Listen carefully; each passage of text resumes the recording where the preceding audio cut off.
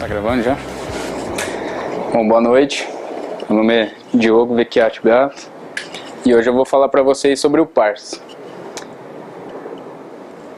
O parse, o que ele é? A ideia dele é um back-end to rule them all, ou seja, é um back-end para ser dono de todas essas plataformas. O Smeagol gosta dessa ideia, tipo o Anel do Senhor dos Anéis, né? E o que ele é? Ele é um back-end as a service, ou seja, ele tem um back-end pronto lá como serviço. Tudo que você precisa fazer é pegar a SDK dele e começar a desenvolver. Com isso você ganha escalabilidade e robustez sem preocupação de performance e tal, mas porque no bolso acho que começa a doer um pouco, né? Porque você tem que pagar para ter a escalabilidade. E você faz o desenvolvimento focado totalmente na UX e no front-end. Então, tipo, você tem um back-end lá e já vai desenvolvendo só o UX e o front-end para agradar os usuários, né? Quando você cria a sua conta lá, você ganha um dashboard. Esse aqui é o dashboard da minha conta de alguns testes que eu fiz lá. Então você pode criar uma aplicação e ele mostra quais as suas aplicações, quantos usuários, ele mostra quanto de request que você tem por mês nessa aplicação. Aí você ganha essa data analytic aí, que você tem poder para analisar os dados da sua aplicação. Ele tem também o Data Browser, onde você consegue, por exemplo, criar novas tabelas lá, ali naquele New Class. Class é como se fosse tabela, porque ele é um NoSQL, né? Ele é um Node com NoSQL.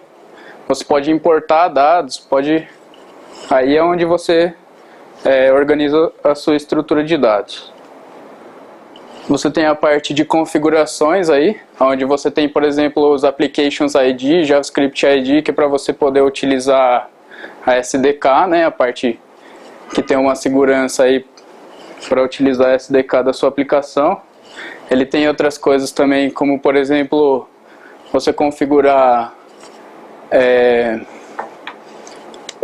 por exemplo, uma aplicação do Facebook. Eu criei minha aplicação do Facebook, quero que ela interaja com o back-end do meu parse. Eu vou lá, pego o Application ID do meu Facebook e adiciono nas settings do parse. E aí ele consegue já interagir as duas. Então aqui eu vou mostrar mais um basicão aqui de como usar a JavaScript SDK. Tudo que você tem que fazer é importar o seu script lá, né? E utilizar esse parse initialize aí, passando aquele app ID e o JSDK ID, que é aquele que está lá nos settings.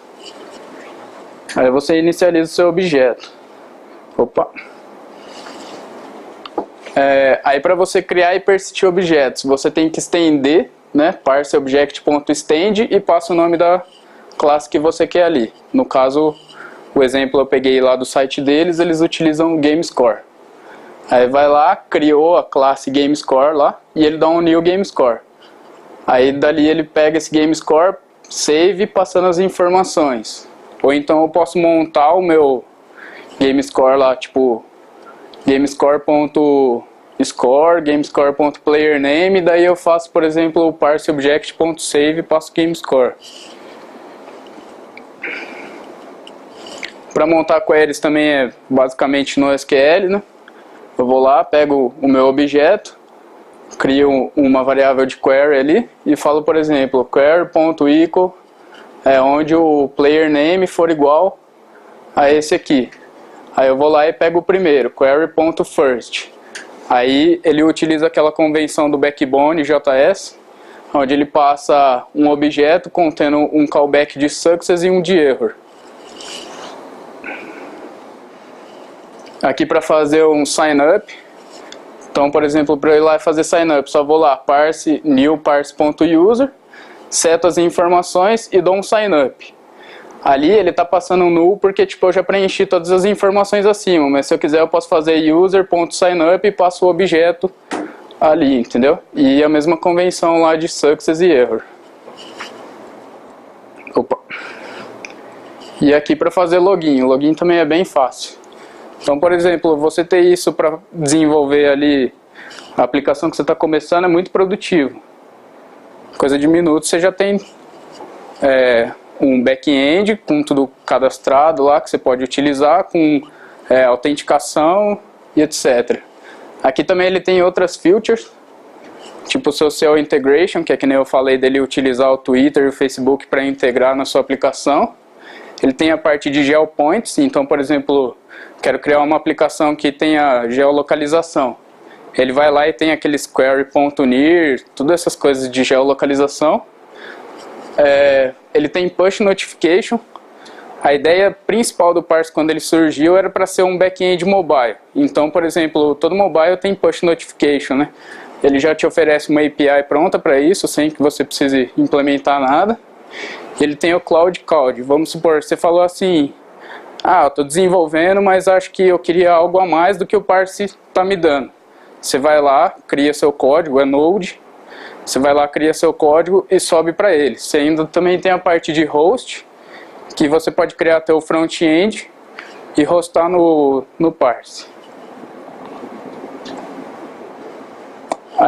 Aí onde que ele está sendo bastante utilizado, né? Mobile apps, aplicações mobile, social games, por exemplo, o cara vai criar um joguinho no Facebook. O jogo em si, normalmente o cara se preocupa muito com a parte de simulação de física, daquela parte que é mais visual mesmo. Aí na hora que ele fala, putz, e agora para salvar todas essas informações? Aí vai ter que criar um back-end, não sei o que. Ele já pega e já utiliza o Parse, entendeu? Não precisa se preocupar. E um vídeo que o André passou para mim essa semana, que foi bem interessante, que eu achei, o pessoal usando como protótipos. Eles estão usando em protótipos em startup. Então, por exemplo, eu quero fazer um protótipo funcional lá de alguma coisa, aí eu já vou lá, já crio, já utilizo o Parse. Eu já consigo ver, tipo, como que ele vai funcionar com os dados salvando e tal. Nisso, vamos supor, eu tive uma ideia lá na startup. Aí eu falei assim, vou desenvolver essa ideia, mas eu vou fazer o quê? Vou fazer Ruby, vou fazer Java, vou fazer, sei lá, e você fica sempre nessa preocupação, que banco de dados que eu vou usar? Vou usar NoSQL, vou usar banco relacional. Você acaba ficando nessa preocupação e o foco na tua ideia acaba desaparecendo, aí você desanima e não faz. Então o pessoal está utilizando ele para quê? Para manter o foco na ideia, no user experience, e depois a hora que o negócio já está se estabilizando, eles definem, você pode continuar com o Parse, ou você pode catar e migrar, porque aqueles dados lá são exportáveis e tudo, você fala assim, não, agora minha aplicação já tem alguns usuários, já está estável, minha ideia formou, eu vou migrar para Java. Aí você vai lá e faz isso, entendeu? É isso aí.